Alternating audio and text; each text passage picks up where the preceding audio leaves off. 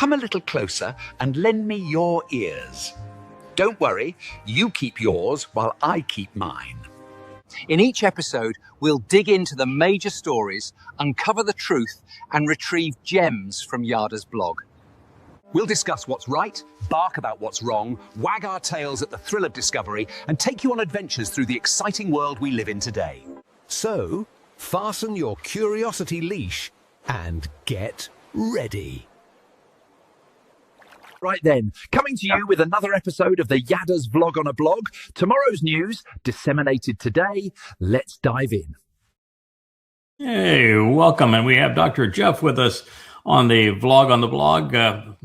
Great pleasure to have you with us. Hello, Kevin. How are you this fine morning? Morning. Good morning. I'm well. Oh, good. Well, we're going to start just going through the items in the blog, see how many we can cover in our allotted time today, which seems to be fairly elastic anyway. I look at this picture and I'm just always so amazed at the numbskulls that would call themselves Christians. And the first is that why is it that Jeebus has a Roman nose? Why does it look like he is all pasty white and just came out of the shower? Why is he younger than his mother? In fact, it looks like he is hugging his daughter. Why did they name him Jesus when there is no person named Jesus that it can be associated with the Hebrews or with Yahudah in the first century? In fact, the name Jesus didn't even exist in any language until the 17th century. So why do they call him Jesus? Why do they give him the name of Mr. Christ when that's not a Hebrew title? It couldn't have had nothing to do with anything that had been predicted in the past. So just assigning him, you must be the Mr. Christ, is absolutely absurd. Why did they claim that she was a virgin? Why did they name her Mary when that's the worst single name you can give somebody in the Hebrew language? Why did they do any of these things? I mean, why did they make up Jesus in the first place? Because there was no such individual. It's all a lie. No Jesus, no virgin birth. The Son of God is actually Dowd, and he was redeployed by actual parents, and those parents are announced in the Torah and prophets. Ruth says, I am your productive mother. I will deliver to you, Boaz, the kinsman redeemer. What part of that people don't understand? Yeah, I can't believe that. Well, this one says she's born to a sinless virgin. Sinless, right? Sinless. Perfect. Virgin. Yes. Perfect. Uh-huh. Perfect. Uh-huh. It's where are you going to find one of those? Yeah, where are you going to find one of those? God himself's not perfect. No, it's And you're going to have a creation, part of his creation that's perfect. What does perfect even mean? It's a complete and utter ridiculous statement. If we were to have perfect people, if that would be desirable, then there'd be no point in having any more than one of us, because we'd all be clones. Mm-hmm. And literally, there'd be no function of having any more than one of us if we were perfect. Yeah. Two of us as the same and thus as perfect would be so boring you'd crawl. You'd go. This is not life. This is miserable. This would be like talking into a mirror forever if everybody was perfect.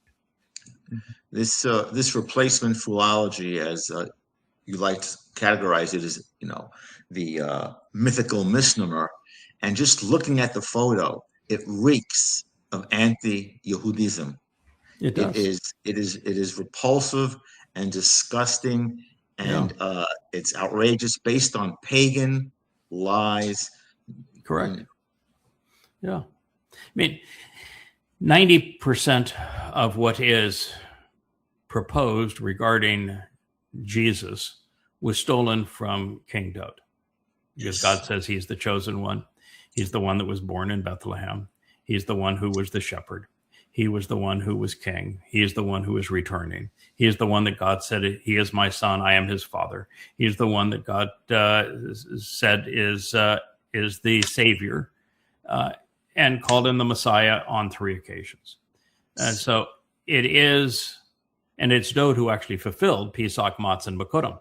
And so, about 90% of the lie is based just on stealing Dowd's identity and his achievements. And since Dowd is the person that God says is my firstborn, my beloved son, stealing the attributes and accomplishments of God's son is about the most reprehensible thing you can do. And that makes Christianity a disgusting and reprehensible religion.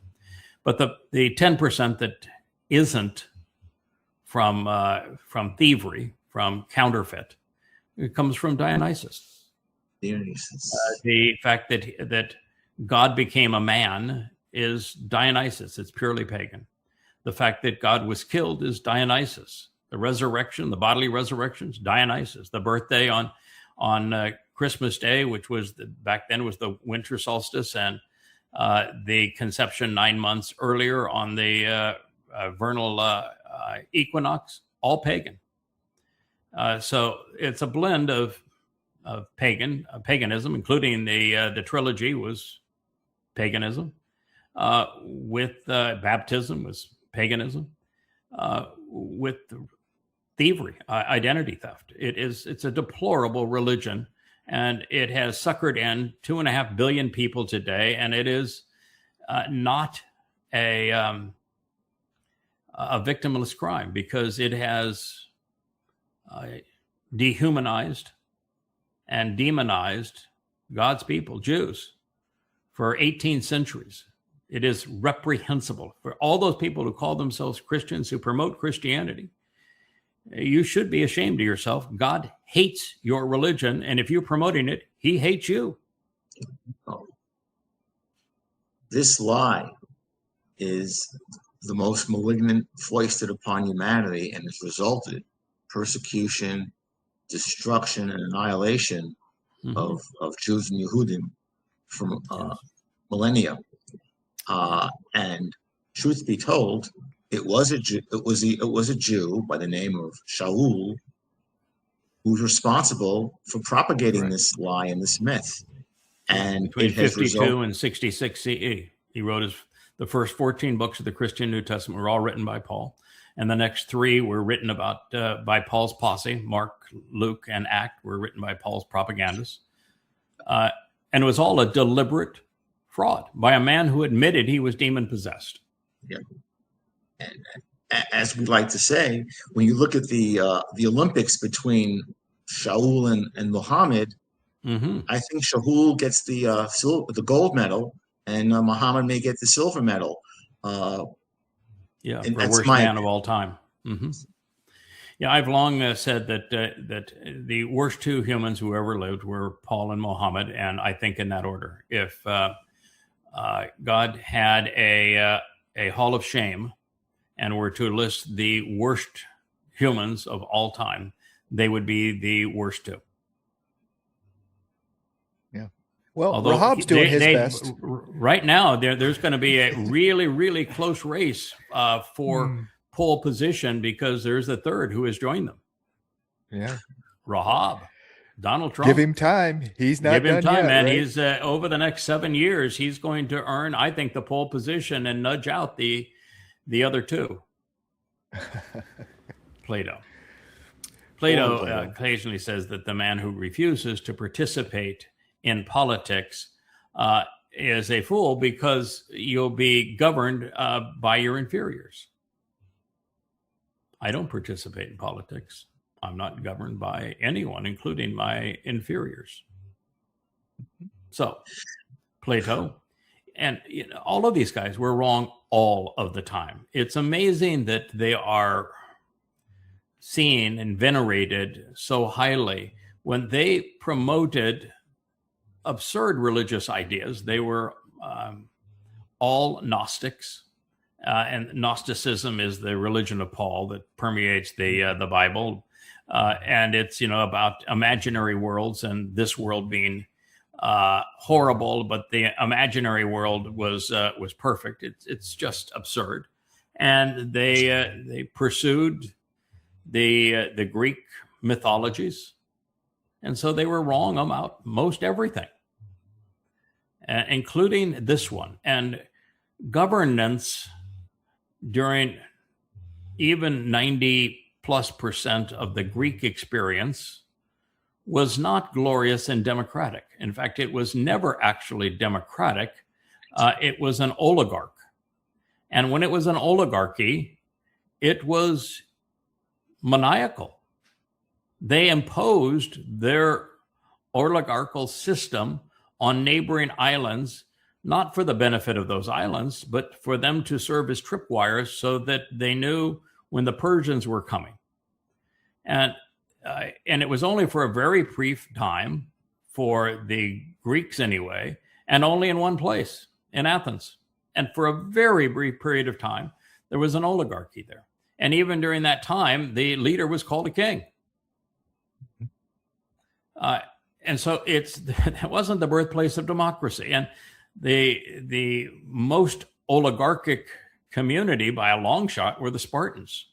And they held on to, and it was for their entire kingdom. And they held on to the oligarchical structure for longer than anyone else. And there probably wasn't a worse culture in the region. Yeah. They were exceedingly hostile to women. Women had no rights. They treated their own sons as if they were lab experiments. And they enslaved all of their neighbors because they didn't want to be bothered with any work other than mass killing. Mm-hmm. So that was the longest lived oligarchies. I mean, people just have no clue as to what they're dealing with when they talk about democracy being a good. It isn't.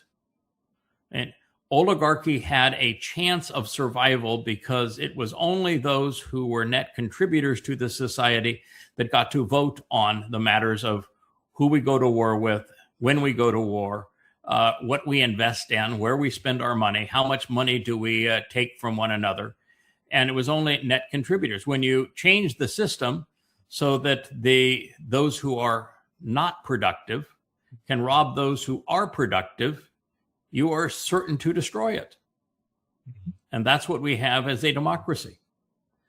So it's a very broken system. And I don't know why people talk about it as being a net value, because it isn't. Yeah.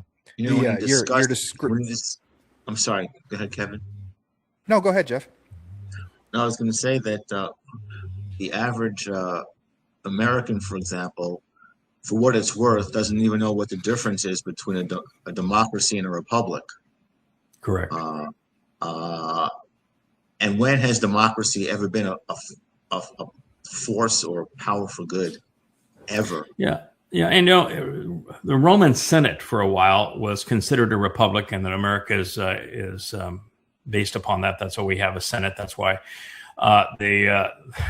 we have a place called Capitol Hill, even though it's not a hill, but Capitol Hill. That is why the symbol is the eagle. That's why Trump stands behind an eagle when on his rostrum, and that's why the buildings are all Romanesque in their styling. The issue with the Roman Republic is that it was only a republic of a tiny fraction of 1%. It was only one class of people that could vote. And everybody else was stuck in any one of some 40 different castes.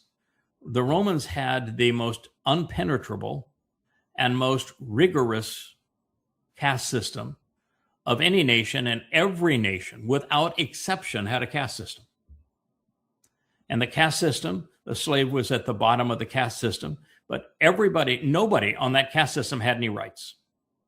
Mm-hmm. And the Roman Republic experiment was only the upper class, the lords, the landowners, being able to vote, and no one else.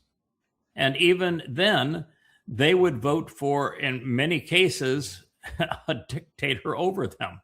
The Roman Republic didn't last very long, and it quickly became the Roman Empire, run by emperors who claimed to be God, and that the Senate became a meaningless body.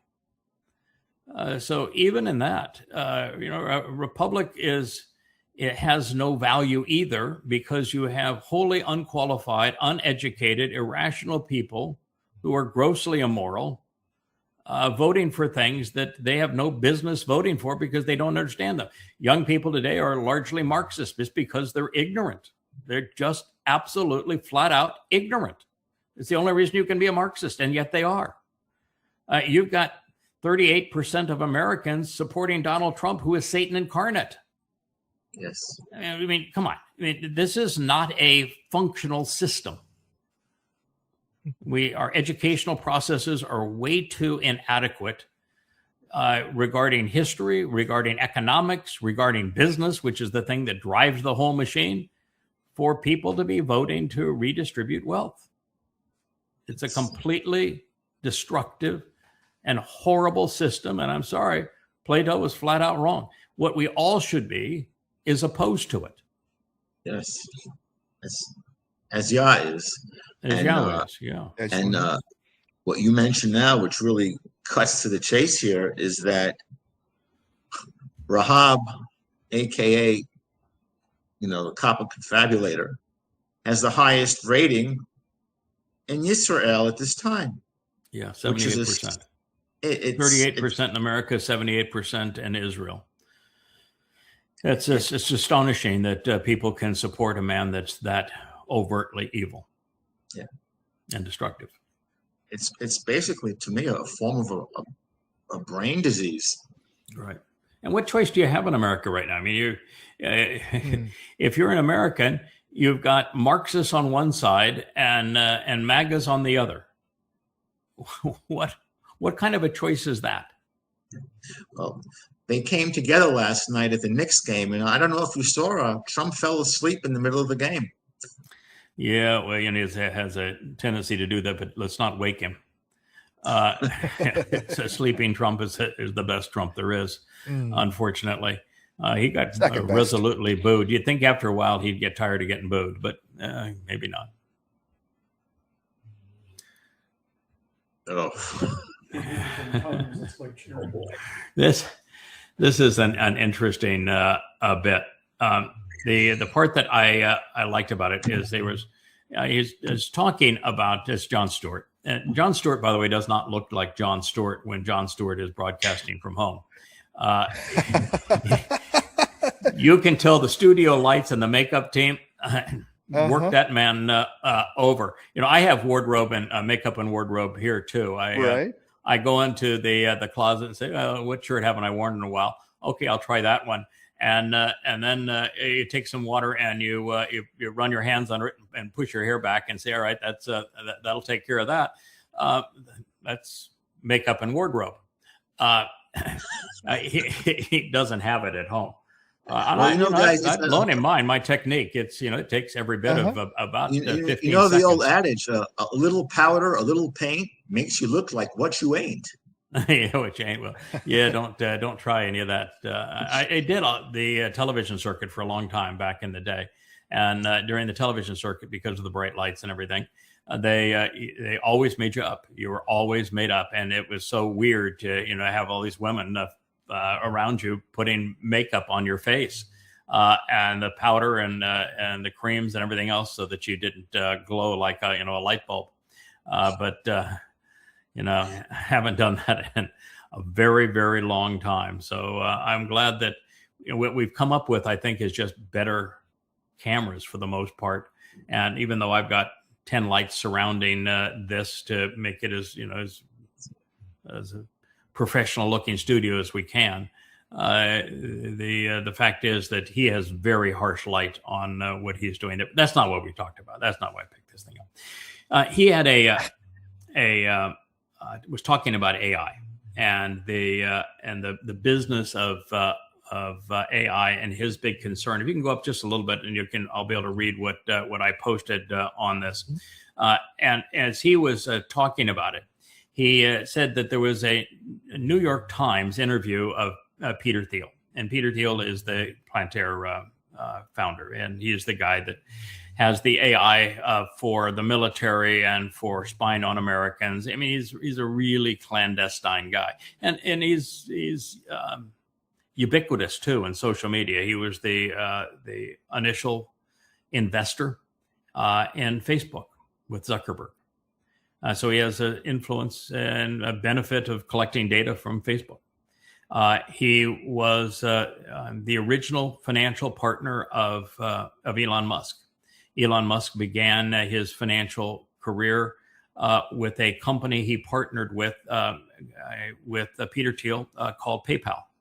And Peter Thiel was actually the brains behind it, but that's how he made his money to parlay it into Tesla and the rest we know. But it was Peter Thiel.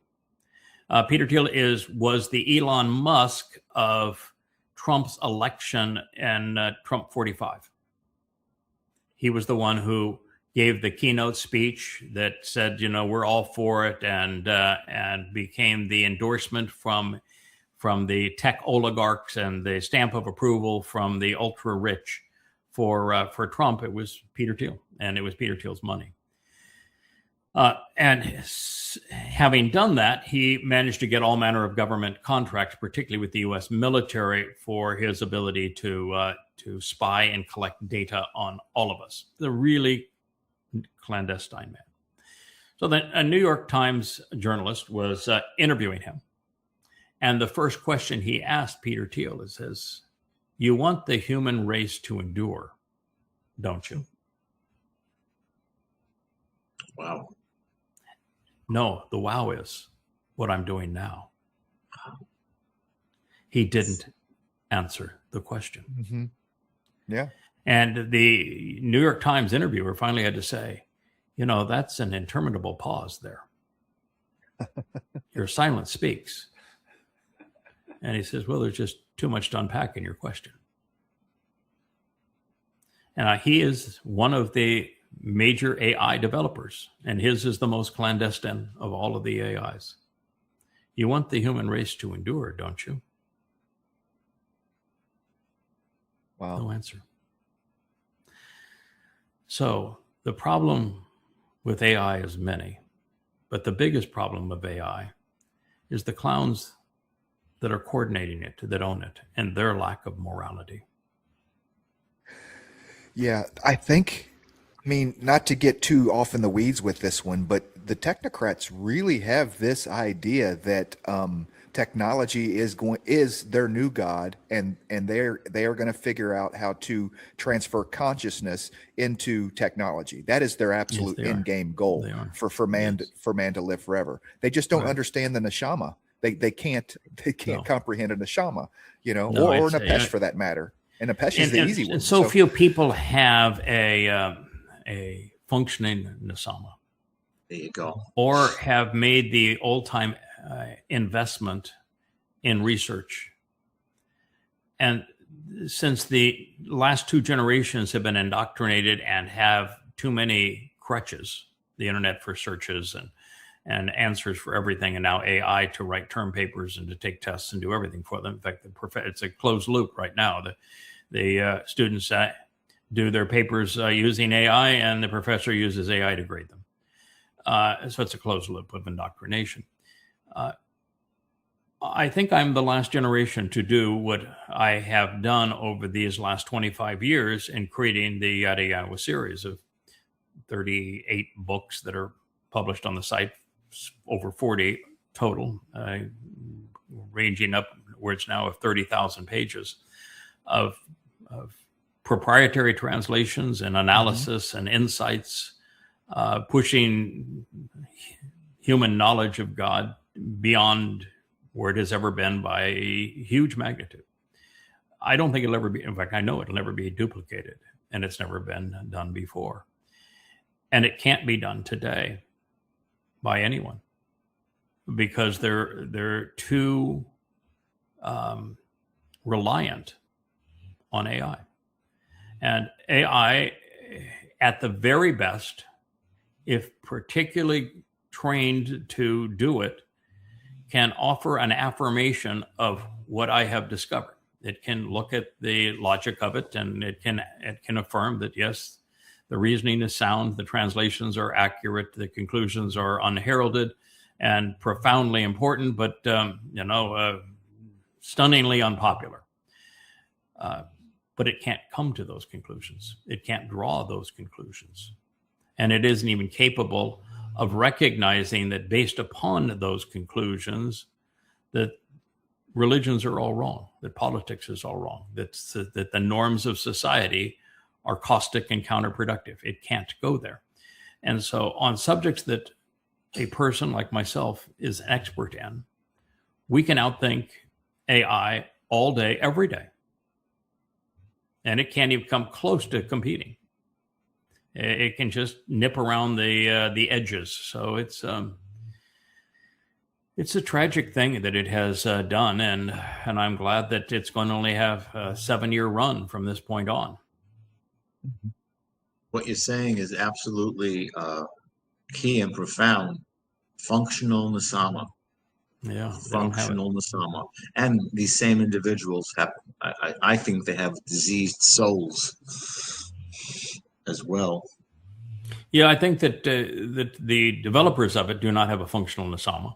I mean, we are, of course, exposed to Elon Musk because of his X account, and it's clear he does not have a functional conscience. It's completely gone. He has no empathy. He has no judgment. His character stinks.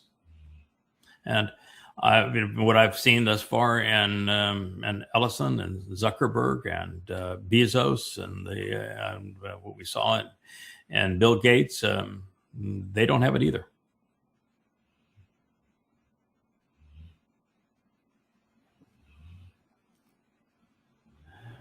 This is one Dr. Jeff and I were talking about before we came on, the Talmud. Yeah. And what they always cite from the Talmud is untrue. The Talmud doesn't say those things. Exactly. And what they now do is that they take and say this is a quotation from the Talmud. Now not a single one of those is documented. This is the antithesis of what I did, and now goddamn religion, or in Twistianity, where I have 10 volumes of precise documentation where every quote is not only documented specifically as to where it came from, it's cross-reference on what it was trying to cite, and that is quoted accurately and also documented. But the translations are also verified. And in this case, they don't talk about this being a translation, and they don't provide any documentation, and it isn't even accurate. There's no site. And then because of the nature of social media, some other idiot will take this as being the truth, and they will double down on it. So you have idiot on top of idiot being idiots.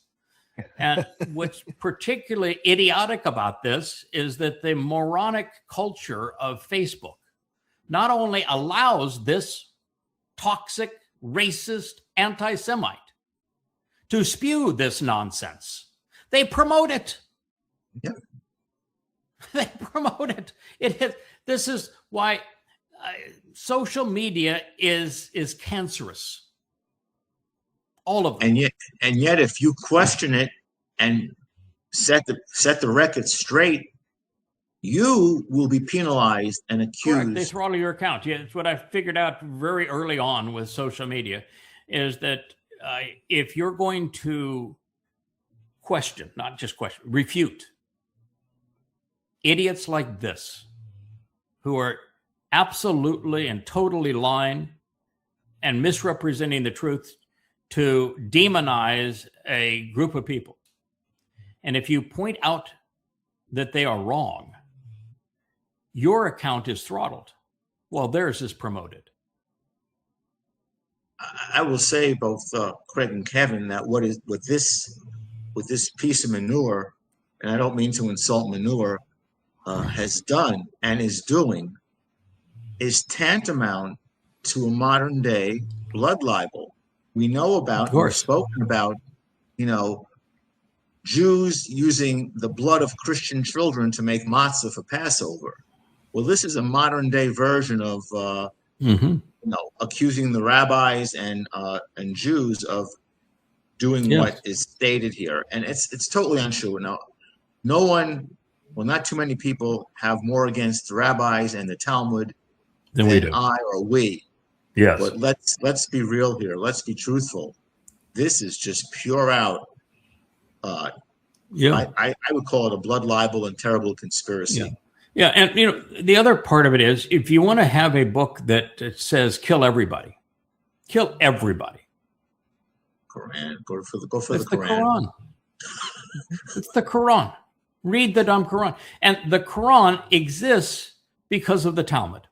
If there was no Babylonian Talmud, there'd be no Quran, because the Quran is comprised of Talmud stories that rabbis sold to Muhammad. That is the essence of the Quran. And the Quran then goes from there to be a hate document that calls for the genocide of all humankind. And this piece of trash doesn't know that.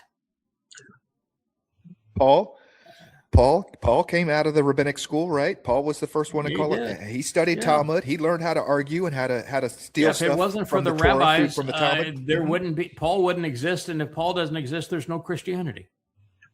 Yeah, this piece of shit doesn't know that either. He doesn't. Yeah. As the story goes, But it's a really nice vest you have there. You really seem very professional in your vest. So kudos for the hairstyle and the vest there, pal. Paul sat at the feet of the sage named Gamliel, right? Yeah. Claimed to be the best of the rabbis, not just a rabbi. He claimed to be the best of the rabbi at the time that Gamaliel and the other Jews weren't even using the term. He is the first ever recorded using the term. And then he uses the style of the Talmudic argument to present his mythical Jesus against Yahweh and Yahweh's testimony, where he never once, just like this moron, never once quotes God accurately, never documents a single quote, and never cites God accurately once. That's how Paul created the New Testament. Never documented a citation, just like this moron, and never quoted it accurately a single time, just like this moron. That's how your religion of Christianity was created. It's terrible that these Jews lit the spark for what, has engulfed them. Yes. Butterfly tribe. Go to hell, pal. Oi. Herod. Oi. Herod's wall. Yeah. Yeah, man. Let's see. Herod was not even a Jew. He built everything for his own self-aggrandizement.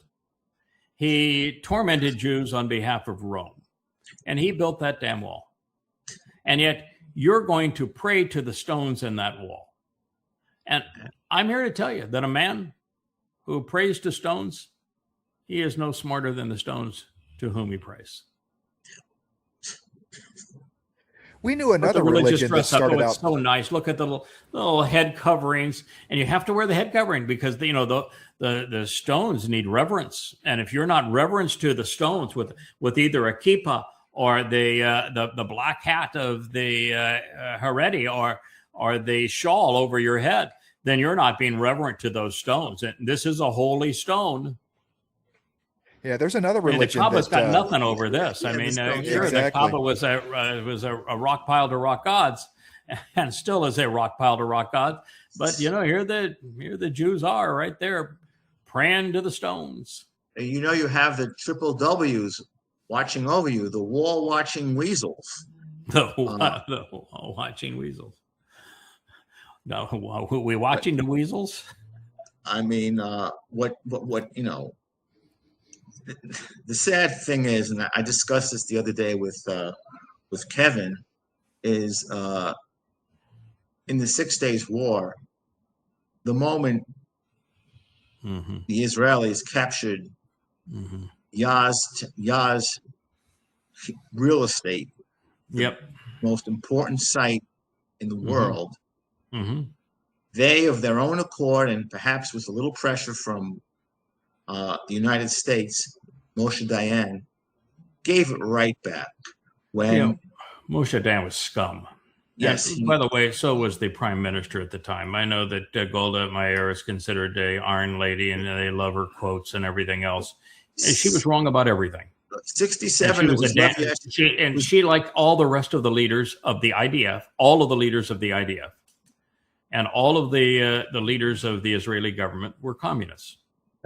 They were Marxists. They didn't give a crap about Yahweh or anything that had to do with his site.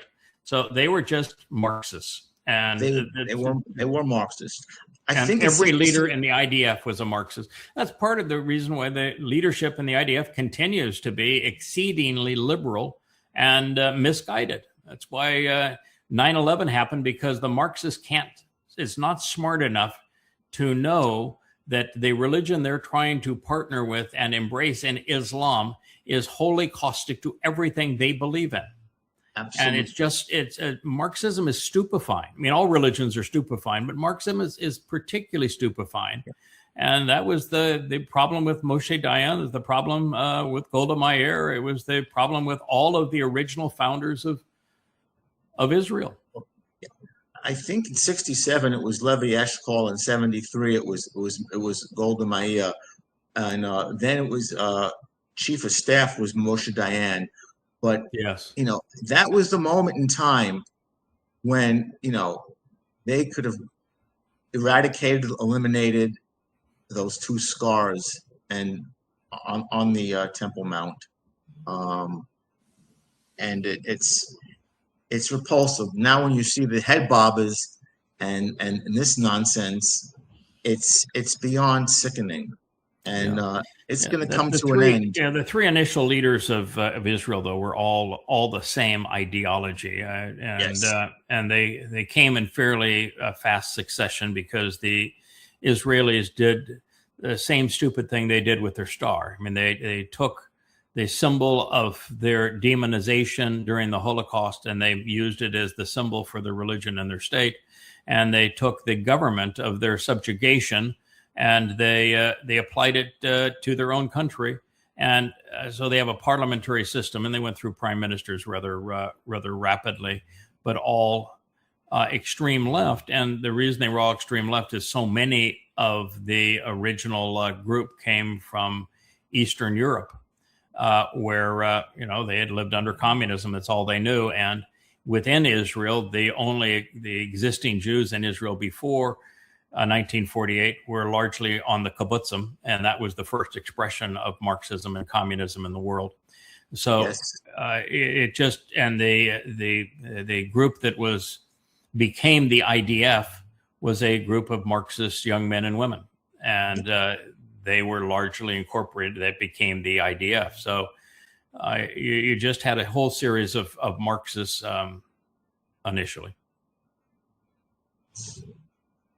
Yeah, and a Marxist system that serves only the rabbis at this point in Israel. I mean, I'm sure there's other folks that get the benefits of Marxism, if you would, the money or whatever. But it's the rabbis that really get, and the Haredi that get fat off that. It's interesting it's interesting right now that, of course, there's this huge uprising in Israel over the Haredi and their subsidies, and the fact that they don't fight in the IDF, and so they don't learn science or math, so that they are a net dependent on society. They become parasites. They actually shouldn't be drafted into the IDF, because they'd be a liability around any system, because they can't count, they can't think, they don't understand much of anything.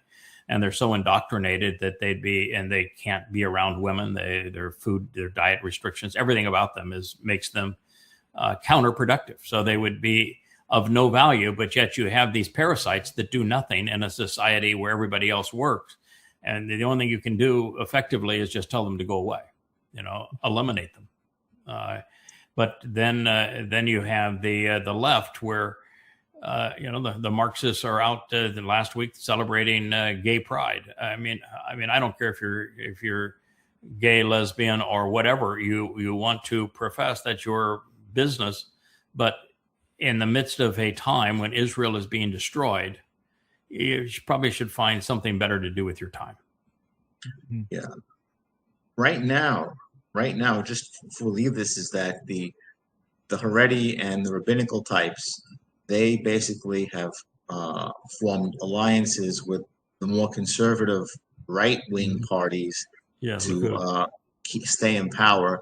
And Netanyahu, who is soulless, has sold his soul to stay in power by these parasites. Yeah. Netanyahu has never found a war he didn't like, and yet the core of his coalition are those who demand the government pay them to do nothing, and to give them an exemption from the IDF. It's pure hypocrisy, and it's destroying. They actually claim that their prayers provide Hashem's protection for Israel, and that's why they should be paid. That's their contribution. Yeah, and they claim that they're studying Torah, which is essential to being Jewish, and they claim that Judaism is essential to being Jewish, and they actually will not allow someone to immigrate into Israel unless they can prove that their Judaism is of Haredi class, and they are. I mean, there is no way that Israel can survive them, and they are exceedingly parasitical. But a deadly parasite.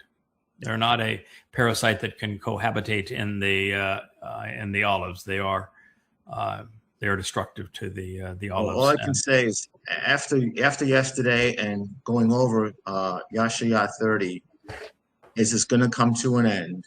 And when you come back with Dowd, Lachabesh, justice will be done. Yeah, it will be. This is a sickening worldview. Here's a Brit, and she says, it's shocking to me as a Brit from the UK that Americans aren't taught that they only entered the war against the Nazis after Nazi Germany sided with Japan and after Pearl Harbor and declare war against the USA. At no point did the USA decide to save democracy from Nazism. Okay. You want to talk about a country that doesn't deserve to be saved. You want to talk about a country that was not democratic. Let's talk about the UK. The UK was the most egregious oppressor of people the world had known up to that point. They were worse than the Romans. They were horrifyingly horrible at colonialization and not just oppressing all other cultures, but robbing them, abusing them. They didn't promote democracy. They promoted total and complete subjugation and control. And they did it for centuries. And so if there ever was a country that did not recognize the value of independence and free will, it's the UK. If there ever was a country that didn't deserve to be saved from an oppressive totalitarian regime, it's the UK. And yet their disgusting nation was saved not once, but twice. So you want to shut up, Madeline Hanson. You're ignorant. You're immoral. You have no concept of what you actually represent. And it isn't democracy. Yeah, it's the sun never set on the British Empire. It's not the sun never set on the democracy that Britain spread throughout the world, right? So yeah, how did Hitler come to power? How did Hitler come to power? Votes. Mm-hmm. Votes, right. So yeah. That's your democracy right there. Yeah. Hitler tried to control Europe, just as the UK tried to control Europe and controlled at one point about a quarter of the Earth's population. Mm-hmm. And the history of the UK and India and in China in particular is really horrendous. Oh wow, I just despise this piece of shit here. And he's finally been suspended because he diddled the office staff, and he is just the face of evil. For those that don't know, this is the the head justice of the International Criminal Court. He is the one that indicted Netanyahu and called him a war criminal. He's the one that accused Israel of genocide. And he is an absolutely maniacal, revolting piece of crud. That's what human excrement looks like. And there's a lot of them in the world. And many of them work for the United Nations. He just happens to be as bad as any of them. And you put a turd in a suit, it's still a turd. Mm-hmm. Yeah. Oof. Yeah, Dr. Jeff and I were talking. At worst, at the United States, all they do is disbar you for something like this, and then make you Attorney General later on. But yeah, of course. It's. I'm waiting for this, like you say, this piece of excrement to be called a victim. Oh, I'm sure he already is. In fact, I know he already has. He's called himself a victim. Oh, yes. So here is Richard Gere. Richard Gere's not looking so good in his older age, and he has this post. It says, "We're living in the darkest moment that I've experienced on this planet." Okay. Whoever thought America could turn like this? Whoever thought that a maniac like this would be president of the United States? How is this even possible? Because we went to sleep? Richard Gere. Yeah. Marxism again. Hollywood in particular, but the Democratic Party went Marxist. I know that when you use the term Marxist, it doesn't resonate with people like progressive or social democrat or liberal or woke. But bottom line, it's Marxism. Mm-hmm. That is what they're promoting, was Marxism. And it is pervasive in the Democrat Party. It's pervasive in the Hollywood left. And the reason you got this POS on the right, who happens to be Satan, is because of the Marxists and the Democrat Party. You took over the party and you didn't give mainstream America an option. You did this because you went so far away from what was reasonable. You didn't learn from East and West Germany, East and West Europe, North and South Korea. You did not learn the lesson of failed Marxism and the consequence. You didn't learn the lesson of there's 200 million people that are dead today because of the Marxist experiment in China, in Europe, and Russia. You didn't learn that experience from it. And because you didn't learn that it was a failure economically, that it deprived all people of freedom and of prosperity, and that it was deadly, diabolical, because you did not learn that humans, when you congregate together, are worse than you are individually. Mm-hmm. That's just what this happens. So you want somebody to blame for this, Richard Gere? Look at yourself. Look in the mirror. Look at those that you represent. Look at those who echo your sentiment. Yeah, Trump became Trump and became president because the left went way too far left. Paraphrase a philosopher who actually I think this quote is quite accurate at times, is Santayana, about when you don't learn the lessons of history, you are compelled to relive them. Mm-hmm. Repeat that. I would go when the lesser of two evils in American politics is Rahab. That you really have to think about what is Marxism. How evil is Marxism? Okay, right. I don't think actually the lesser of two evils was Rahab. I don't think that the world recognized that Donald Trump was Satan incarnate, or that during that period where he had lost the election and couldn't handle the embarrassment, where he was going bankrupt and losing all of his properties, and where he was losing every criminal case, and the next three, each of them was going to give him a life sentence in prison. And so he was so desperate that's when he accepted Satan as his solution. And so the Donald Trump of Trump 45 was an egomaniac and narcissist, and he said unbelievably stupid things, but he didn't do much that was particularly terrible. And the administration was tore up, in agreement with Iran and said some dumb stuff, but he wasn't a terrible president because he accomplished very little, and the less they accomplish, typically, the better they are. Mm-hmm. Trump 47 is an entirely different beast. He came back demon possessed, and so the narcissism is now narcissism on steroids.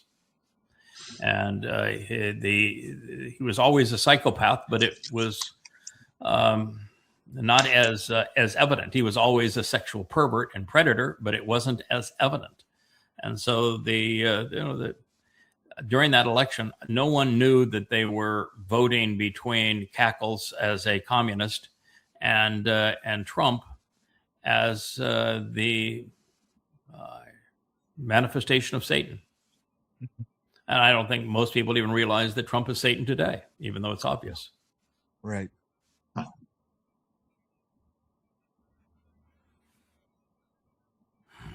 This is the same issue. Sometimes we just get themes during the day. And, all I'm doing here is I'm going through my feed on the Facebook account in preparation for this, finding something I thought might be interesting to talk about because of the implications on society and our times and the message that we're delivering from Yahweh. And in this particular case, you have the new Marxist mantra. They don't want to tax the billionaires. They want to rob the billionaires because they're not productive. And they claim power by redistribution of wealth. If they can promise people who are not productive that they will take the money of those who are productive and redistribute it to them, which is thievery, that makes them popular and people will vote for them under those circumstances. That is what democracy is all about. It is rewarding failure and punishing success. That's why it never fails and never succeeds. And this capitalism is cooked. Total ignorance. Capitalism, communism, socialism, fascism, Marxism, all the same ism. They all use capital, and they all recognize that the most important form of capital is human labor. Mm-hmm. The distinction really is between free enterprise and controlled economies. And free enterprise is a vastly better system for productivity and for freedom than our controlled economies. And the controlled economies are all the same, whether it's fascism, socialism, or communism, or a monarchy. Controlled economies are all the same. They do not work. And there is a blend today that is sort of interesting, but it misses this point entirely, which is that in China, you have a government that is communist, but all of the industry operates under free enterprise. So it has become the economic engine of the world while blundering nationally. But free enterprise is the only functional form of economics. There is none other. All the others concentrate power in the hands of a few, but they socialize the human experience, and in so doing, we become the worst of ourselves. You freeze rent, and everyone lives in a slum. Mm-hmm. No one will build, no one will maintain. So it just shows this complete ignorance of economics, and you can't get through to the mindset like that. Again, idiot in the middle. You cannot get through to them.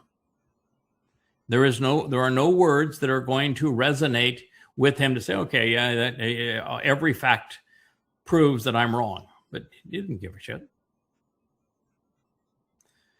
And you're dealing with a generation that's been so indoctrinated, they don't know how to think anymore. So they can't reason their way out of it. And they don't know economics. They've never run a business. They never hired anybody in their lives. They never tried to manage someone. They've never raised capital. They've never written a business plan. They don't know. And, unfortunately, in a representative government or in a democracy, the idiots outnumber those who do know by many, many, many hundreds to one, maybe thousands to one. Yeah, you could take all of the money, not just tax the billionaires. You could, by the way, the billionaires are already paying. The wealthiest 1% pay 25% of the total government budget. So the top 1% are already paying 25%, which means they're over contributing, and 50% pay nothing. The bottom 50% pay nothing. So the system is already tilted grossly towards penalizing success. But in this case, rather than tax the billionaires, you could take 100% of the money of the billionaires, and you wouldn't cover even half of the increase in the national debt in 1 year. You wouldn't even cover half of the increase if you took it all. It wouldn't last in terms of sustaining other people for even a week. So if you took it all, and then you've destroyed incentive for anybody else to make it, so you'll have no one else in the future to rob. So if you took it all, you would it'd go a week, you'd reward failure for a week, and then it'd all be gone, and there'd be no one else to replace them. Duh. Right. I just like all the happy smiling faces and the wonderful colors. I mean, Marxism just looks so joyful, doesn't it? I love this part down here where it says no AI, and yet all of these college educated Marxists used AI to do their term papers, to write their papers, and then the Marxist and to create these graphics. And the Marxist teachers, and their whole world is artificial because they use it to create an artificial existence for themselves. Mm-hmm. Yeah. And the lout in the middle, he's a special Marxist because he's that nexus between Marxism and Islam. Mm-hmm. Yeah. Do you know why Bernie Sanders and the group have gone no AI? You know what their issue with AI is? Probably climate change. It's pseudo climate. The AI centers use just enormous amounts of water and electricity. And electricity has to be generated, and most of the means of generating electricity are considered caustic to the environment. Even they pay for it, they still use an inordinate amount of electricity, and they use an inordinate amount of water. And so those two reasons are the primary reasons they don't want AI. Mm-hmm. It's a pretty simplistic view of the world. I was doing a little bit of research on the amount of water usage, and it was funny that you say they use an inordinate amount, but I mean, it was, there's one going out of New Florence that is back close to my old hometown, and it's a huge or it's a Google development, acres, I mean hundreds of acres under, and they're talking about the size of the well that they're dropping and the depth, and then they're going 1,500 feet, which is crazy deep for wells around Missouri. They're going into a Precambrian aquifer that typically is only tapped by Metropolitan, and it was somewhere at 50 million gallons a year or something like that. And it wasn't even a percentage of what a major city of 50,000 people would use in a year, and so people are having this upset about how much water that AI is going to use. Okay. But cities are using 10 times that amount of water for people just to wash clothes and daily, right. So it's a dropping.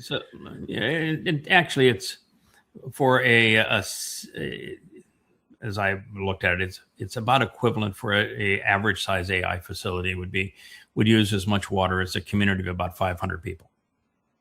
So there's a bunch of machines over there that are using the same amount of water every year that 500 people would use. That's about, but that's still a lot of water. And we're going to get to that as we turn to the development in Arizona by the Taiwan Semiconductor Manufacturing Company, and why they put a facility in Arizona where the facility is only running now at about 5% of its intended capacity because they can't staff it. And they're still using 1 million gallons of water a day from the Phoenix metropolitan sources of water in a desert. And they're 1 million gallons a day, and they're at, maybe 1% of capacity. So it's there are serious water uses. Now, I don't have a problem with people using water because there's exactly as much water on the planet today as there was 1 billion years ago. But you ought to be smart enough to say, if I need a lot of water, I should put my draw on water near where there is a lot of water. So I don't know why you would put it in the Arizona desert, but they did. Two things working against you: no water and heat. It's like, come on, who was thinking, right? Yeah. Microsoft has bought 3,400 acres around Cheyenne, Wyoming, to put in a data center. That's a high plains desert. Yes. Yeah. It's again the same kind of thing. And you've got Elon building all of his AI chip facilities that also are huge water draws in Texas, and not in the part of Texas that's wet but in dry. And so you just go, come on, folks, what's going on here? Oh boy, the flipper flopper. I like flip flops, so I'm not got anything against flip flops. But that argument that Trump said, "I never said that I wouldn't start a war." You're lying. You must be stupid. Are you a crook or are you stupid? Those are the only choices. And he turned bright red and everything else. And of course, right after the interview, she played one of many, many clips where Trump is campaigning for president in 2024. And he says, "I will start no wars. I will be the peace president." And so, she caught Trump in an absolute lie. The flipper flopper. But hey, that's real hop, stock, and trade. You can't deny Satan what Satan does best, right? He wouldn't be Satan. Right. That wouldn't be fair. Fair, right? I like taking Sir Shorts to say you can't wear a hat. Grossly unfair. There was some hat. Yeah, there was some hat discussion today about whether I should turn it around backwards or not. So. Oh, okay. Yeah, well, I'm glad people are listening. This is good. All right. So this is a presentation on Epstein, which the world has largely forgotten.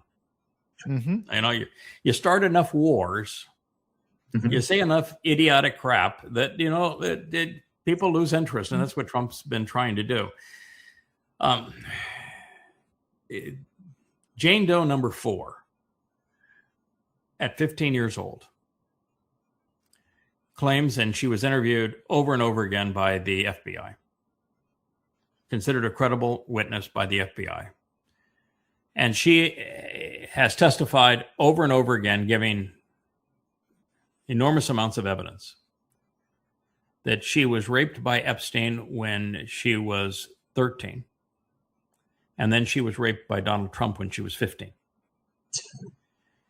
And the Epstein estate gave her enormous amounts of money and a non-disclosure agreement that didn't just cover Epstein. The settlement for many, many millions of dollars was to have a non-disclosure between not only covering Epstein, but covering Donald Trump. That's part of the Epstein files. It has now been released that the settlement covers Epstein and Trump, and that it over accusations that she made and repetitively interviewed by the FBI for verification that when she was 15 years old, she was raped by Donald Trump. That's what this video is about, if you want to have the evidence. That's pretty extraordinary. This is Jane Doe number 4. 4. Yeah, she's So that actually the means most there's- important of the Jane Does in that particular case. Jane Doe number 4. You've actually probably, most of us have seen video evidence of her being interviewed of what she had to say of what Donald Trump did to her. And so MAGA, chew on that. Gag on it. Your man is a pedophile and a rapist. My point was that she's just not the only one. No. Oh, God, no. She's not. Oh, no. Mm-hmm. But if she was the only one, that would be Still enough. would. It would be, yes. Yes. So, Rahab has had his Aisha moments. Yes, he has. Mm-hmm. Yeah, it's the Aisha moment speaks of when Muhammad was 66. If he was born in the year of the elephant, which is what the Quran strongly insinuates, then he would have been 66 years old when he first crawled into bed to have sex with Aisha, who was 6 years old at the time. And she was not the only one as a child that he raped. And so Donald Trump is slightly better than Muhammad, in that Muhammad was 66 with a 6-year-old girl. This girl was 15. Okay. These are dancing rabbis in their shlemiels and black hats, jumping up and down. I just want to be very consistent and very clear. God hates them. God is absolutely disgusted by Judaism. He views Judaism as the single most hostile thing that has ever happened to his people. He knows that Judaism is the cause of Christianity and of Islam, and that it had a significant role also in Marxism. And he views these men running around as if they were speaking for him in their weasel hats and their mourning suits as reprobates. This, in his view, is the modern Sodom. And I can tell you that 7 years from now, there won't be a single one of them left. I just ended writing a bit for my ongoing analysis of Noach. In the discussion that Abraham has, I'm going to put discussion in air quotes, with Yahweh. What he had to say was repulsive to Yahweh. I really dislike Abraham a lot. But the two witnesses, one of the two witnesses was Noach, the other one was Shem. And I pondering questions about, when does a society get to the point where evidence and reason no longer matter? When does society get to the point where where allowing them to continue is merciless, where the only merciful and moral thing to do is to neutralize them? And how do you make that decision? Who gets to make that decision? So it's really an interesting discussion. And I did a thought experiment on it that I'll share with you. You have a chance to read. But it's the questions that Abraham didn't ask that are really the interesting ones. And the thought experiment that I provide, I think, is useful in this regard, that if Yahweh neutralized the Haredim, such that they did not exist, it would not be a merciless thing. It would be exceedingly merciful. And I explained why God was in a position to do that and we're not. And why it would be all beneficial if Yahweh did it with no downside, and not in our purview to do it other than to talk about it should be done. So it'll be an interesting piece for you all to read and decide whether or not I'm right on this. But I took a very harsh position against Abraham. Again, I do not like him. We're not going to be buds. I'm disappointed that man is going to be in Shami. I mean, I understand that Yahweh chose him. Maybe there was no one else to choose. And I went through a whole cadre of possibilities as to why God chose such a reprehensible person, but he did. And the man's only credit, beyond the fact that he was willing to walk out of Babylon, and I think it's probably because he had some history there that he needed to run from. But he did walk out of Babylon, and he did listen. He didn't understand anything was said to him, but he did listen. And ultimately, he passed the test on Mount Moriah, but that's a test that I would not have done. I'd have been very different. And I was there, by the way. And my approach would have been very different than Abraham's. My approach would have been, I understand what you have just asked. I've heard you. And I'm here to tell you that I'll go through with this charade, knowing that it's a charade, and that the purpose of this is to serve as a harbinger for something to come. And I understand the message why you want to do it exactly at this time and this year with me and my son in this particular place.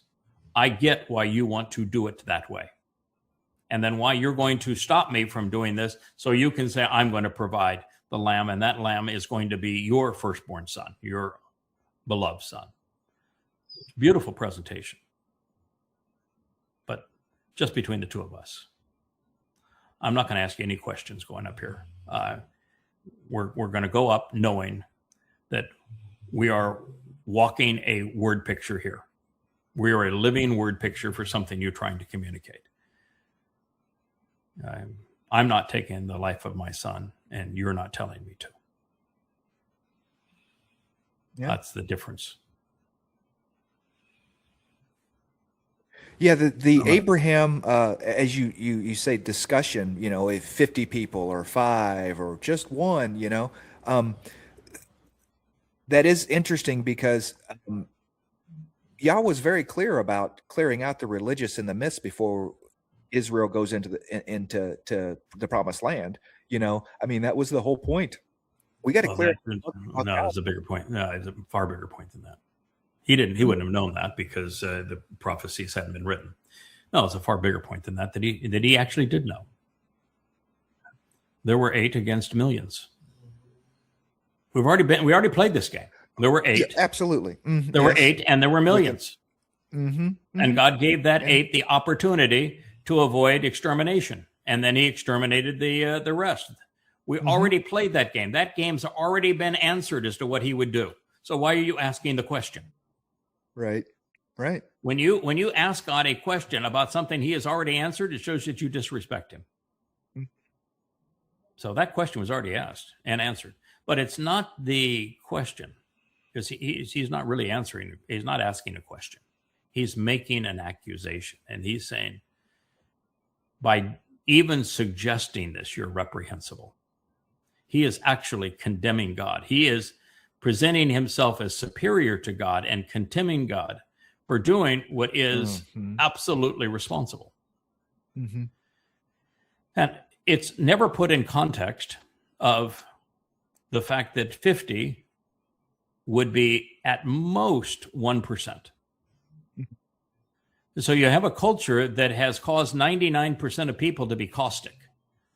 And you're going to allow that culture to continue to fester and infect other people when 99% of those influenced by that culture are reprehensible? Mm-hmm. Why would that be a good decision? Why would that be a moral decision? Right.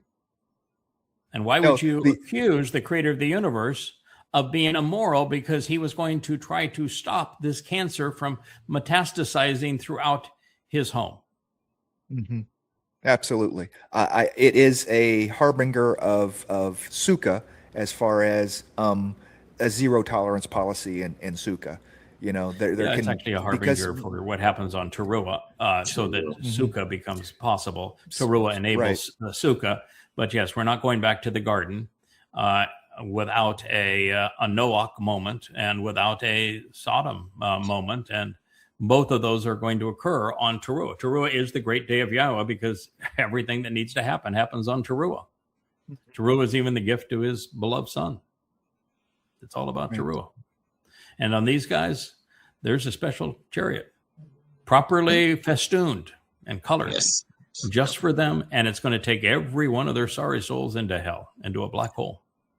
All black chariot, black hole, Black hats, black suits, black hearts, black religion, no light. I will say, Yoel 2 goes into this exactly what Yah thinks of these weasels and miscreants. And as you've disclosed recently, going through Yashaya 30, 20 through 28, 29, 30. Wow. The events of fiery, and you actually become as the stem, the rod, and the sword. Yes. That's going to be your role. Yeah, I'm going to have the scepter on loan, but the rod, the spear, I am those things. The branch. The branch and the scepter belong to Dowd. It's going to be wielded, and that's what God wants done. So there is a person being sent by God who is going to rid Israel of her enemies. He's just not going to be the Messiah. He's here on behalf of the Messiah, but he is not the Messiah. And these morons that are pretending that he's going to save them, no, he's going to make certain that they're incarcerated in Sheol. Lucky for them, they don't believe in Sheol, so it won't bother them at all. Right. Oh my. Machiavelli. Have you guys ever read Machiavelli's book? Machiavelli. Have you? Have you ever, you know his book? Machiavelli wrote a book called The Prince. The Prince, yes. The Prince. Machiavelli was an Italian. Lived probably in Florence area, not far from Rome. At the time, all popes were Italian because it was Rome, of course. And, the whole concept of pope, by the way, and the pope running the Christian world didn't actually emerge until the 11th century. It was during the time of the Crusades, when a Roman pontiff claimed that he was pope, taking the title that the emperors of Rome had used. The emperors of Rome, beginning with Augustus, called themselves the father of Rome, and they used Popa as father. So he took the old Roman title of the emperors, and he claimed that he was infallible and he was the one, and that all other sects ought to obey him. And the pontiffs and the Eastern Church out of Constantinople said, "No, you don't. You don't have any sway over us." And the Roman based church is largely destroyed anyway, with all the powers with us. But that's when it began, as actually in the 11th century. So it's a relatively new phenomenon. It doesn't go back to Saint Peter by any stretch of the imagination. But what Machiavelli was writing when he wrote about the Prince was for the Pope. And he was advising Italians, and these would be all Italian oligarchs. And it wouldn't be actually an oligarch then because it was a monarchical system. That to be Pope, you needed to know that there are two basic ways to control people. You can earn their respect, or you can terrorize them so that they fear you. Those are the two ways. And his advice to all future popes was that earning someone's respect was too hard to accomplish and didn't have near the influence of terror. And so Machiavelli's The Prince was written, and Machiavellianism is been categorized, even though it's not written in the book, as the ends justify the means, is that there is no manner of terror that is inappropriate for a ruler to impose to control people. And it is the philosophy that has always run the Roman Catholic Church. It's the philosophy that ran Imperial Rome. This is the exceedingly evil, and they want to call him a philosopher. Now, this philosophy is never play fair in a game where others cheat. So what he's saying is that those that will oppose the Roman Catholic Church are dishonest. And sure, some of them are. And so the appropriate thing for the Roman Catholic Church to do is to be dishonest. That's what he's writing. Oh, it's pure sadism. It's pure sadism, because we are going to inflict pain, terror, fear, whatever means necessary for your own good, lowly people, man. That, right? You know, It's Paul's. The all governments are inspired by God. You are subject to them, and if you oppose them, it'll be at your own doom, and if you support them, it's the will of God. Right. Yeah, and he was writing that in the book of Romans to Romans, who are the most beastly of empires in human history. Yeah. Give on to Caesar what belongs to Caesar. Yeah. Wow.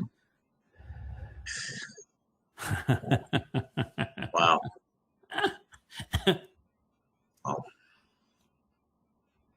I can tell you, Dowd would never have made that comment. There is a 0% chance, because Dowd was actually king of Israel. He united Israel. He defended Israel. They were in the city that bore his name, the city of Dowd. Or in his house. And when he came back to fulfill Passover, I can tell you he didn't placate any Roman and look at a coin and say, give unto Caesar that which is Caesar's. Right. Oh. Yeah. Absolutely. He said, you guys are lucky I'm here for one job. You guys are lucky I'm here for one job only. Otherwise, only one job. I'm here to do one thing only, actually, two things, fulfill Pesach and matzah. Matzah is the biggie. I'm going to go into hell for a heavenly cause. But you guys aren't really lucky, because there's none of you who are going to benefit from that. Not one. I just mean that. Yes, he would have been the ultimate rebel. It's going to have benefit for my people and for the covenant family, and nothing for you. And I'm going to return as king of the universe, and you're all going to spend the rest of your existence in hell. But, enjoy your day. Been fun chatting. You call me a king? Yeah, I am the king. I am the king of kings. Yeah. All right, so SpaceX, their IPO is valued at $1.7 trillion. And at this point, all they have done is lose money. Oh, here's a company that's done nothing but lose money, and it has nowhere to go. They are never going to build a colony on the moon, and they can't take a man to Mars. They have nowhere to go, and there's no place else they're going to go. So it's a company without any place to go, who is so far behind in the AI quest with Grok and his AI centers as a hobby, that not even in the conversation with these other AI giants. And X is just a complete another joke. Not even a joke. It's a cesspool. It's the worst of the worst. And so he bundled Grok and SpaceX and Starlink to create a holding company of all losers. And it's valued at $1.7 billion because people have no value. Nowhere to go. Nothing to do with it. All losers. And the same guy is the same fellow that has absolutely lost control of Tesla. Tesla's in free fall. Musketeer has profitable. Only protected by UF tariffs. Losing market share rapidly, losing sales rapidly, declining in margins rapidly. Their original car that built them has been canceled, and they're no longer making, even shut down the factories for the last car that they introduced. And so, all they're throwing is throwing shit against the wall. They got their new robo-taxi, and it's the ugliest piece of crap in the world. And so far behind the competitors, a day late, dollar short. And he's competing in an industry where he's not the technological leader in EVs. It's all taking place in China. And he's not the leader in robots. That's in China. he's not the leader in anything anymore, except orbital launch. And because NASA opted out, Boeing did a face plant, and Blue Origin, Bezos companies blew up its spaceport.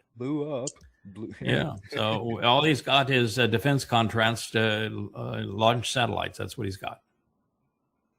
And he can't make a profit at it. $1.77 trillion in stock price. I wonder if as the currency devalues and stock price goes up because it takes more of that currency to buy those stocks, not necessarily. Of course. If it'll look good, at least, Yeah, but how do you value a company that loses money and has nowhere to go and only has one real client, which is the U.S. government, and is way, way behind in the curve in AI? And this is a hobby for this man. It's not his prime business. How do you do that? Can you be that crazy? The only thing that comes to mind is Greenspan's irrational exuberance quote. Yeah, irrational exuberance. That's what we got. That rational exuberance is about to. Mm-hmm. Blame it on the rain. I wanted to pull that song. Yeah. For So this. yeah, he had that satanic meltdown. I mean, he really had a satanic meltdown. He turned glowing red, and threw a temper tantrum when he was caught in a series of lies. She was pretty obnoxious as a interviewer. I don't think I would have put up with her either. But he was trying to deflect the fact that he was lying about everything. And he would talk over her, which is his way, when she was pointing out that, well, why don't you offer some proof? You're making all these big claims, but you never offer any proof for any of this. And then he made the stupid claim, I never promised there wouldn't be any, that wouldn't start wars. But he then said something about, you're lucky I'm here because it's raining. And then he went to this other meeting and he says, because it was raining, I lost my temper. I mean, what is he, the Wicked Witch of the West? And, if you throw a little water on him, he melts. Is that the deal? I mean, he knows he's demonic and water will cause him to melt. Like was it the Wicked Witch of the West, right? That you pour a little water on and yeah, exactly. Yeah. Does the witch in? Maybe that's his thing is that, well, I don't like water. Water's frightening for me.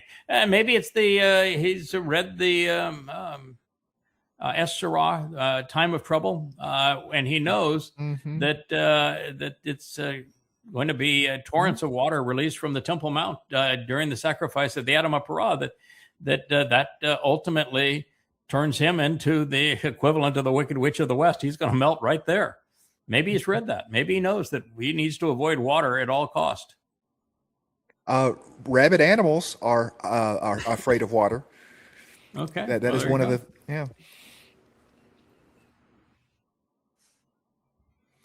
Why? Why now? Why there?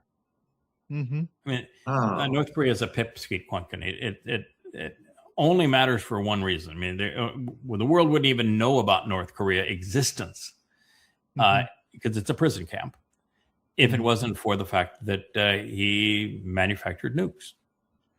And so the only reason that Z would be going there at this time, following his meetings with Iran, with Putin, and with Trump and succession, is because of nukes and arranging what they're going to do with the nukes and doesn't want any traced communication, so he's going to do it in person. And that's the only reason for going there, is dealing with the exuberance that Fat Bad Herboy has for nukes and the fact that he is building them at reckless abandon, or because they were delivered to Iran and he wants to make certain that there's no tracing it to him. But that's really an interesting deal. And there doesn't seem to be an answer for that. I can tell you that the answer for what happened at the last summit all boils down to a single thing. The summit between Trump and Z. And China announced it right at the beginning. Don't interfere with Taiwan. Mm-hmm. That was the entire message. They didn't get beyond that. Don't interfere with Taiwan. And it was like Trump was begging for China to involve itself to resolve the unresolvable war in Iran. And China just responded with, don't interfere with Taiwan. You have a call that's coming up with that you promised with the president of Taiwan. Don't hold it. And Trump didn't. He canceled it. There is an arms sale of U.S. weapons to Taiwan. Stop it. And Trump stopped it. And so it's all about Taiwan. Now, why would it be all about Taiwan? Do you know? Why was it about Taiwan? Chips. Chips. And not the kind you eat. Nope. Chips. Of the top end AI caliber chips, the kind that are also used in robots and automated driving cars and your computers and all this sort of thing. 95% of them are made in Taiwan. And of those, the overwhelming preponderance of them are made in the Taiwan Semiconductor Manufacturing Company, TSMC. And so with a company that has a 70% share of semiconductors and a 95% share of advanced chips, being in one country, that's the prize. It's the most valuable commodity on the planet today. It is the commodity that, if not available to the West, would bring the West to its knees in a matter of a month. The defense industry couldn't function. The AI industry would crater. And all of the kinds of things that we do with social media and the like would be gone. There'd be no more personal computers. No more cars are running on them now. Everything would come to a crashing halt. You couldn't make anything anymore. Because it's about a 95% monopoly on the upper end chips that come from this one factory, and a 70% overall on technology chips from one source. That source is in Taiwan. And so why would you go into Venezuela? Why would you claim that you want Greenland? Why would you blockade Cuba? Why would you go to war against Iran? When the one country that really matters for the world economy or world stability is Taiwan. Yeah. But it's more than that. You know, the U.S.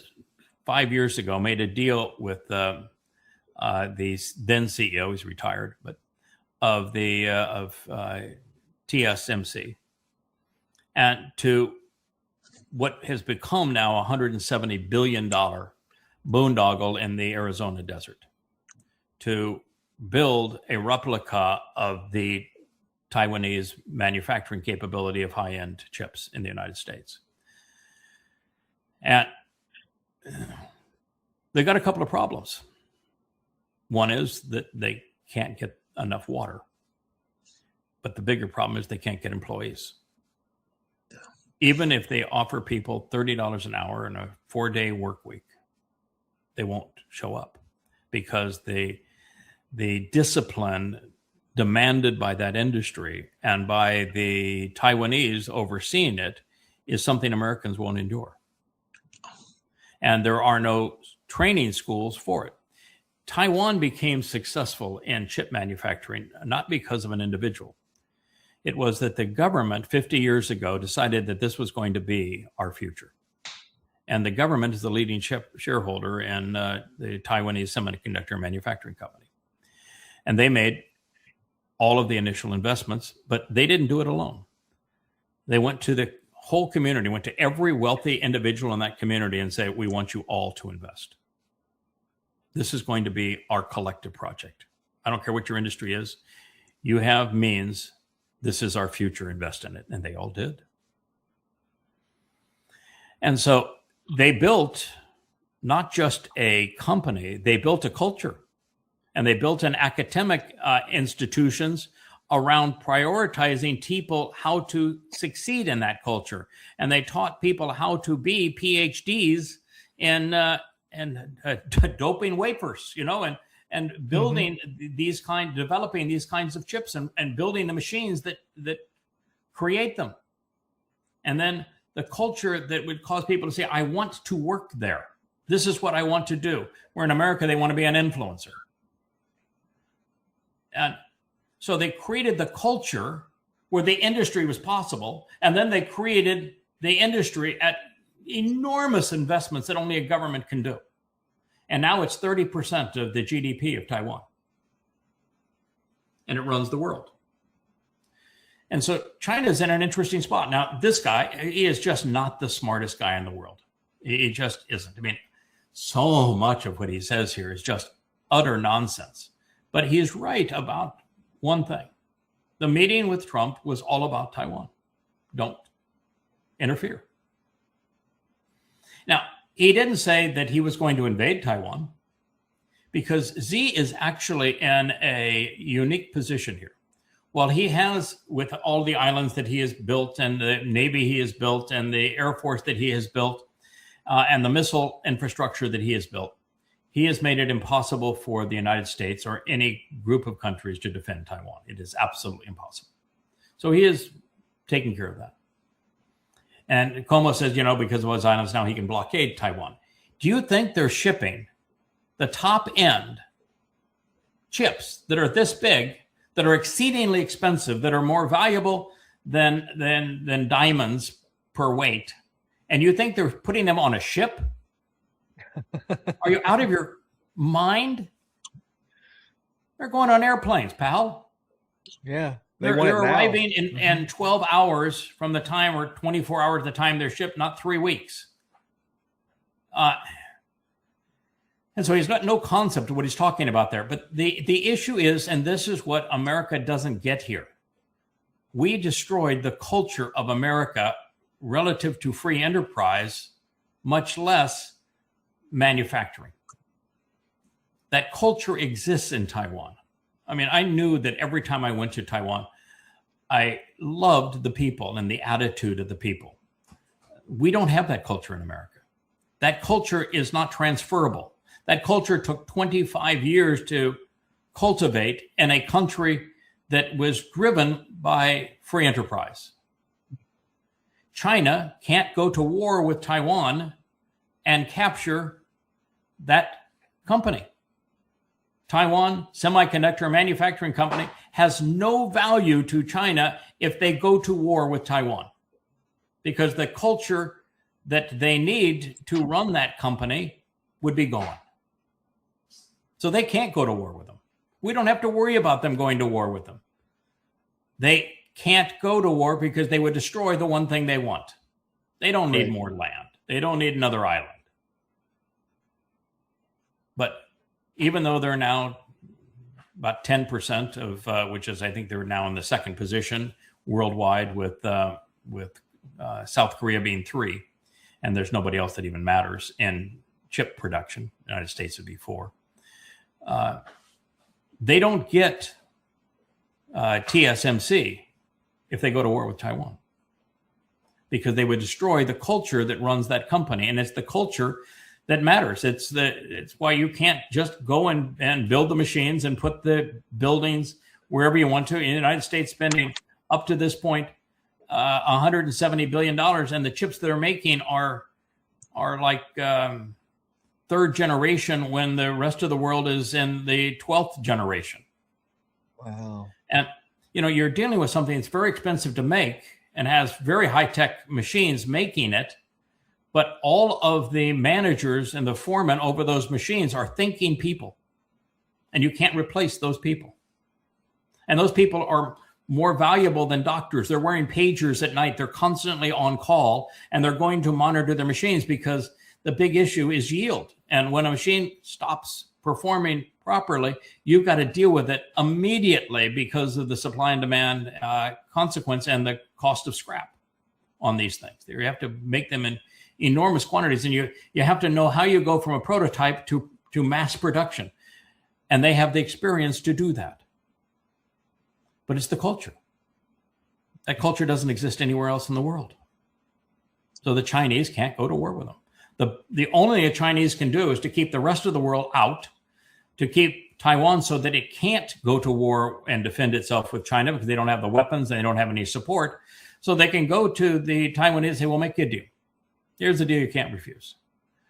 The whole country will be a free enterprise zone. You can have your own government over that free enterprise zone, but you're part of China. We are your government, and we're going to allow the entire nation to be an enterprise zone. And under that basis, the chip manufacturing would continue. And China would have the benefit. And the rest of the world would lose. But that's what China can do. And we don't know if Xi is smart enough to pull off that plan. But the only way you can do it is to have Taiwan recognize they're indefensible, that they have no allies, and they don't have the weapons to confront China. So rather than obliterate the population and destroy the whole thing, why not accept this proposal? And I think that's what we're headed towards. But that was the entire meeting. It's the only reason that Xi agreed to meet with Trump between Iran and Russia, and then going to North Korea. He rallied the troops around his allies, but he put Trump in a really, really, really difficult spot. And Trump has already canceled the conversation with the president of Taiwan, and he has announced that the weapons are on hold. Well, we still give direct to the other side, but we've actually done the only two things that matter to China. China can still buy chips from Taiwan, right? I mean, there's no. Oh, they can't. Oh, no. Now I understand. Okay. The United States doesn't sell weapons to people without extracting a pint of blood. And the pint of blood was, you don't offer any of your chips to anyone in China. Yeah. Now, the difficulty of all of that, most of electronics, computers, smartphones, the like, and advanced auto parts, everything are made in China. And so for them to be made in China, the chips have to be shipped to China to assemble into those components. So what the U.S. has restricted is the thing that TSMC is best at, which is these AI caliber chips. And so they have not shipped those. Now, in the past, one of the things we've learned with China and with most countries is true also with Iran. When you put sanctions and embargoes on countries where they can't get things that are vital to them, and if they're smart, they develop them. And that's what happens with Iran and missiles and with centrifuges and the like. They invented them. And China is becoming the fastest growing chip manufacturer in the world today. It's because these kinds of embargoes never work. Yeah. So there you have it. In America, the enterprise is manufacturing really low grade chips relatively in Arizona. They're in major wars over water supply, and they have tried all manner of partnerships to cultivate a workforce, and they can't get employees. And so the people that are actually running the plants are imports from Taiwan. And now there's visa wars on how many of them can come in. And so that's not working either. So the fact is we just have nothing but a mess. Wow.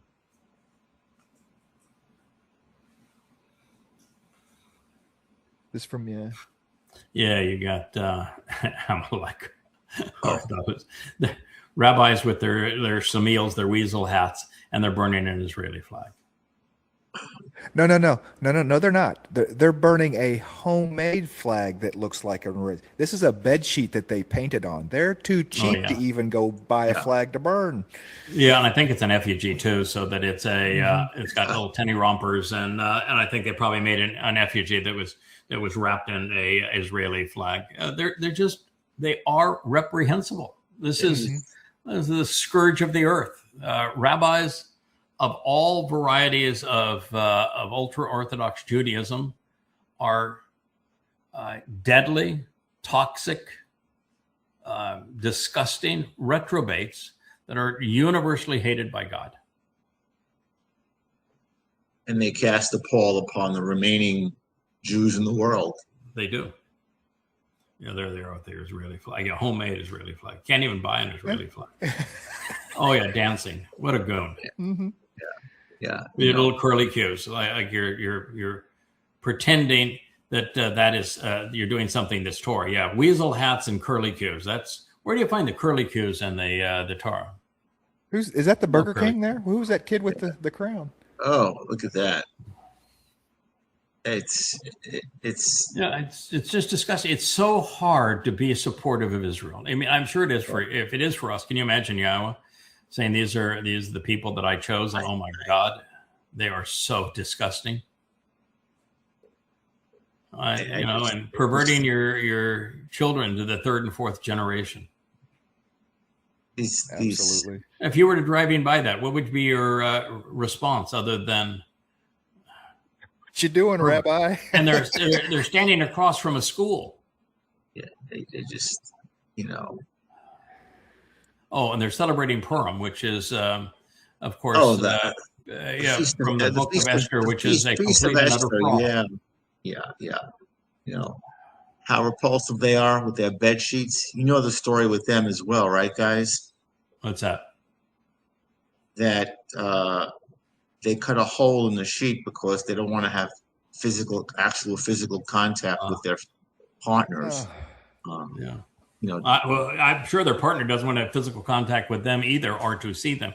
Can you imagine that creep making love to you? I just no, I cannot. No. Okay. I gotta order you guys some. I need to order some Zofran right now. Some composting. That's it's just, oh my God, they're frightening. They're disgusting human beings, and they're pretending that they are representing God when they are nothing but caustic to God. They are reprehensible to God. And they will even Taruw'ah is the term that God would use to describe them. Cozy up. They cozy up to the Fakistinians, wear Fakistinian flag. I mean, you just don't get lower than it. There's just no lower place that Right. So I've got no problem. You want to criticize your government. I'm going to criticize Netanyahu. I think he's a disaster for Israel. I think that the rabbinical parties in Israel are as bad as the liberal parties in Israel. They are a disaster for the country. It's a shame that the country can't create a constitution. It's a shame that they continue to think that war is their better option as opposed to intelligence, and that they're destroying themselves. But I'm going to give my life for them. So it's one thing to criticize what they're doing wrong. God does all the time. It's another thing just to be obnoxious, which is what these idiots are. Well, burning the Israeli flag and effigies of their leadership and besmirching the state of Israel. I'm going to tell you something. If there is no Israel, we are right back to the Holocaust. And if you're a Jew and you want to condemn Israel, then you need to know in this anti-Semitic times that we're in right now, without the state of Israel, there is another Holocaust. Israel is what is standing between you right now and the Holocaust. Just beyond brainless. They are just anencephalic morons. And they don't read their own Torah and prophets. If they read their Torah and prophets, they wouldn't be religious. God hates religion. God speaks vehemently against them. He is angry at them. And read their prophets, they would throw away the Talmud. They would throw away everything associated with Judaism and come clean. But you can't reason with them. This is the point that, if I had been there with Yahweh when Abraham asked his stupid question, I would have said, God, when do you get to the point with a culture that they're beyond evidence and reason, where there's no way to talk them out of where they have gone, where the only thing that you can do is neutralize them for the damage that they're doing, and that there is literally no hope for them? What are the signs that a culture has reached that point? And I think that had been a really interesting discussion, but that discussion did not happen. But I can tell you, we're witnessing it here with these rabbinical, Haredi, ultra-Orthodox types, is that they have weaseled themselves into a position where they are just, they're not just parasites, they are malignant, and they have metastasized, and there is no cure for them. Once again, you're feeling me. I liken them to a deadly infection or a rapidly progressive cancer, or both. And you excise, you have to eradicate it, isolate, eradicate, eliminate. Quarantine. And that's actually just, loving, and kind. And going back to something, a concept that we all, I think, adhere to, is you got to know what to hate, when to hate, who to hate, why to hate, and how to hate. Yeah. All those little children that were being influenced by them, had somebody had the courage to speak out against them and to stop funding them and to point out the fact that everything they were saying is untrue, then they may not have corrupted those children who now have no future as well. And they may not have given Jews as a whole the ethnicity, the naming convention. They may not have given Yehudim a bad name.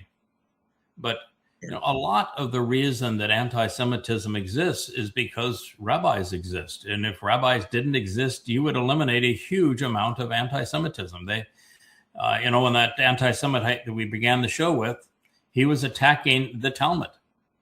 Now, errantly, but without the Talmud, he doesn't have an argument. And the Talmud has done nothing but curse Jews. So, as I say, rabbis have been their own worst enemy. Without the Talmud, there is no Islam. Without Judaism, there is no Paul, and there is no Christianity. They created their own enemies. And even now, you look at these sad sacks, and everyone who sees them is going to have the same visceral reaction to them, that this is sick. There's something deeply disturbed and demonic about these people. And so they're inspiring the same kind of hatred of Yehud that the religions that they inspired have done. It's why I just hate religion. Well, we've gone to almost 2 hours. We can do one more if you want to do. You're itching to do one more. I wouldn't want to. Yeah. Dude, oh.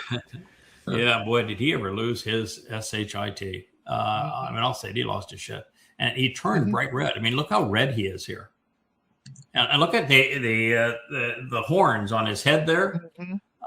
He's really looking satanic. I mean, this is Rahab looking Rahab. He's hissing on the left, and he's spitting on the right, and he's got his horns flared, and he's turned bright red. And he's got, of course, his goatish comb over here, according to the prophets. That's Rahab, man. That's Satan incarnate. He lost his shit, man. And I've always thought that Satan had better control over himself than that. When you pretend, as he did in creating a Mr. Christ and of Allah, that you're a god, you have to have some self-control. You don't have to be all that smart, because people are really stupid. They'll believe anything. But you just can't lose your shit like this and have people think you're a god. And the same token, you lose your shit like this, and it's no one's going to believe that you're a credible individual.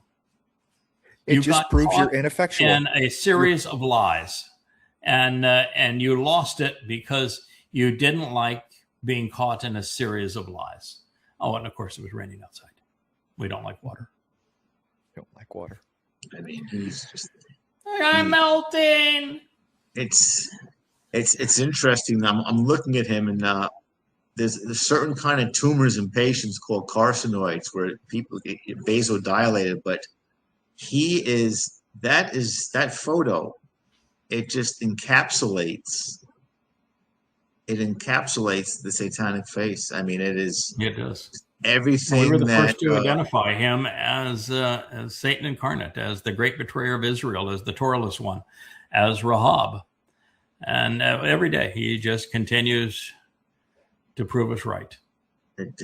I mean, I have a feeling there will be more to come. I have a feeling that as things... Oh, it's going to get far worse. It just... Yes, it's absolutely. and particularly as he now is sparring with Israel, trying to find that he can blame Israel for his problems in Iran. And he has no solution for Iran, and he still has no solution for the Epstein files. And so he's got no solution for the economy, and he's got no solution for anything. And the world's falling apart. The petrodollar is cratering. He has lost his allies in Europe and in the Middle East. He has a war he can't get out of. It's all cratering for him. In less than 2 years. I mean, how do you fuck it up that bad in less than 2 years? In 2 years, you know? yeah. How could you screw it up that bad? And how, after 2 years of doing everything wrong and making an utter fool of yourself into the world, you still have all 38% of MAGAs in your corner. It's the stuff of Sodom. God says, I'm going to find out if the reality meets the complaints, and if it is, I'm going to annihilate it. And it's the deal here. There is no solution for this, and the most merciful thing is to put us all out of, so that we're no longer suffering as a result of these kinds of beasts. And he just happens to be the worst of them. He's warming up for the final act. He is, and that final act takes place in Jerusalem on the 24th of September of 2033. It'll be Taruw'ah, and he's going to irritate a whole lot of people when that happens, and he's going to find that he does melt in a torrent of water. Well, yeah, I mean, you described it. Yeah, I mean, it was pretty revealing yesterday when you described it with Dowd having the scepter and being the branch, and again, you being the stem, the rod, and the spear. Man. We've got his number. But we also have the number of all those who are militant and conspiratorial and anti-Semitic and racist, and religious and political and patriotic. We're going to get rid of all of you. Yeah. All of you. And it'll be the most merciful thing we could possibly do. It will be. And then clean the world, go back to the conditions of Eden, and provide Dowd with a following.